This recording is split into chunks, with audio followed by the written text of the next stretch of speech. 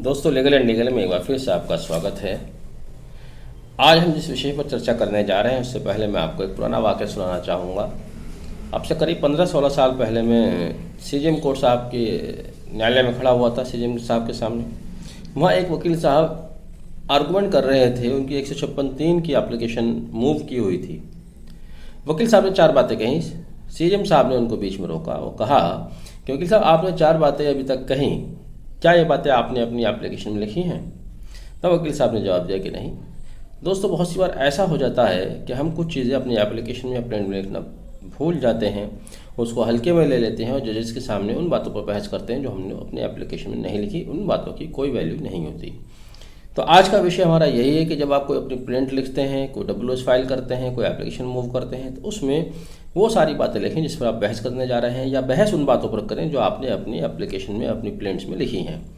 Otherwise बातों पर बहस करने से आप अपना भी समय नष्ट करते हो और न्यायालय का भी समय नष्ट करते हैं। ऐसा ही एक मामला सामने आया सुप्रीम कोर्ट के हालिया जजमेंट से, जो कि 28 जुलाई 2022 को दिया गया। ये जजमेंट अकेला ललिता राम कोंडानुमत्ता राव में दिया गया। हालांकि ये मामला वार्डन गार्जियनशिप एक्ट का था, लेकिन यहाँ से इस जजमेंट से 2 मुख्य बातें निकलकर सामने आई। पहली बात तो ये वार्डन गार्जियनशिप एक्ट को लेकर कि यदि किसी महिला के पति की मृत्यु हो जाती है, पति जो कि अपनी संतान का बायोलॉजिकल फादर होता है, तब उसके बाद माँ की कानूनी हैसियत क्या होती है।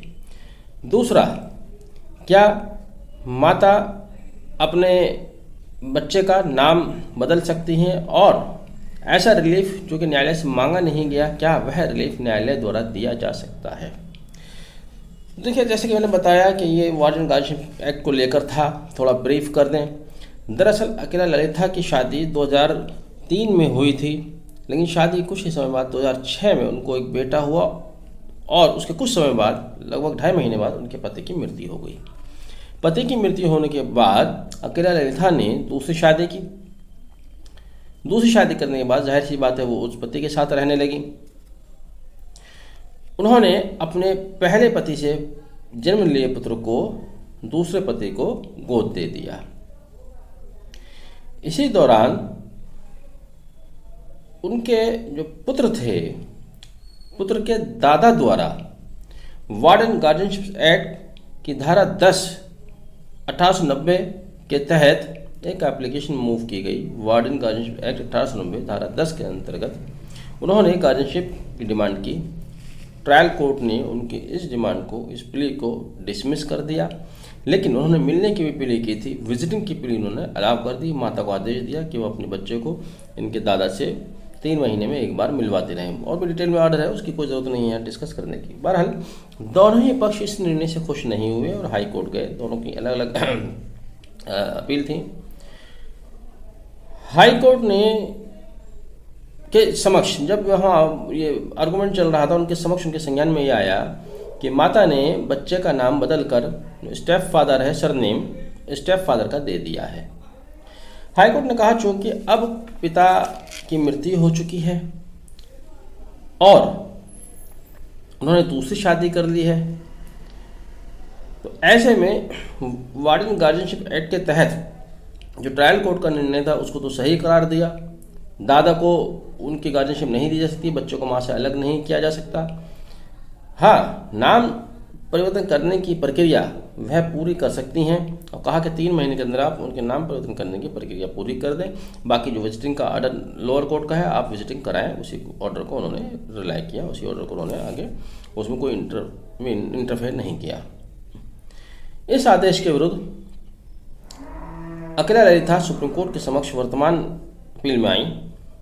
सुप्रीम कोर्ट ने जो 2 इशू फ्रेम किए, वो इशू था क्या माँ जो कि नेचुरल या लीगल गार्जियन है, बायोलॉजिकल पिता की मृत्यु के बाद नाम बदल सकती है तथा बच्चे को गोद दे सकती है। दूसरा, क्या हाई कोर्ट के पास शक्ति है कि नाम बदलने का उस आदेश को वह दे सकें जो आदेश प्रेयर में मांगा ही नहीं गया। यहाँ पर पहले स्थिति स्पष्ट कर लें आप कि हिंदू अडॉप्शन एक्ट 1956 की धारा 6A क्या कहती है पिता की मृत्यु के बाद। धारा 6A पिता की मृत्यु के बाद कहती है जब किसी बच्चे के गार्जियन बायोलॉजिकल पिता की मृत्यु हो जाती है, तब उसकी माता ही उसकी नेचुरल गार्जियन होती है। दूसरी, गोद देने की शक्ति के बारे में हिंदू एडॉप्शन एक्ट 1956 की धारा 9 उपधारा 9 कहती है कि माँ को अधिकार है कि वो अपने बच्चे को गोद भी दे सकती है। तो सुप्रीम कोर्ट का जजमेंट यह आया कि माँ नेचुरल गार्जियन होने के नाते सरनेम निश्चित कर सकती है, बच्चे को गोद भी दे सकती है। साथ ही सुप्रीम कोर्ट ने यह भी कहा कि न्यायालय को किसी मामले में इंटरवीन करने की पावर है हाई कोर्ट को, लेकिन जब प्रेयर स्पेसिफिक की गई है तब वह उस रिलीफ को नहीं दे सकता जो कि उस प्रेयर में मांगी ही नहीं गई। कुल मिलाकर निकल के ये आया कि जब आप प्रेयर करते हैं तो उसी प्रेयर का आप बेनिफिट ले सकते हैं, न्यायालय उसी के ऊपर आदेश दे सकता है। अगर स्पेसिफिक प्रेयर आपने की है, जिस प्रेयर को आपने नहीं किया है उस पर न्यायालय अपना आदेश पारित नहीं कर सकता। एक बात। दूसरी बात जो मैंने स्पष्ट की कि किसी बच्चे की पिता की मृत्यु हो जाती है तब उसकी नेचुरल गार्जियन माता होती है। हिंदू एडॉप्शन एक्ट 1956 के तहत मैंने बताया माता को अधिकार है कि उसका सरनेम भी चेंज कर सकती है, वह किसी अन्य व्यक्ति को गोद भी दे सकती है। बहरहाल आपने वीडियो आखिर तक देखा, उम्मीद करता हूँ कि आपको पसंद आया होगा। वीडियो पसंद आया है तो इसको लाइक और शेयर भी करते चलिए। Thank you, have a nice day.